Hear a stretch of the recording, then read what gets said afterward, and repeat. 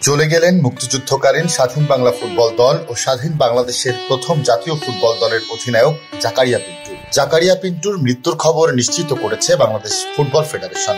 মৃত্যুকালে তার বয়স হয়েছিল ৮১ বছর। রোববার সন্ধ্যায় হৃদরোগে আক্রান্ত জাকারিয়া পিন্টুকে রাজধানীর একটি হাসপাতালে ভর্তি করানো হয়। আরো কিছু গুরুতর শারীরিক সমস্যা ধরা পড়ায় সেখানে তাকে সিসিইউতে রাখা হয়। সোমবার সকালে হাসপাতালে তিনি শেষ নিঃশ্বাস ত্যাগ করেন। ১৯৭১ সালে মুক্তিযুদ্ধের সময় দেশের শীর্ষ ফুটবলাররা গঠন করেছিলেন স্বাধীন বাংলা ফুটবল দল। একমাত্র ওয়ালটন এসি দিচ্ছে ১ বছরের রিপ্লেসমেন্ট গ্যারান্টি। নিজেদের পায়ের ফুটবলে দেশের মানুষের মুক্তির পক্ষে বিশ্ব জনমত তৈরি করেছিল এই স্বাধীন বাংলা ফুটবল দল। দলটি ভারতের বিভিন্ন রাজ্যে ১৬টি ম্যাচে অংশ নিয়েছিল। এর ১২টিতেই জিতেছিল স্বাধীন বাংলা ফুটবল দল।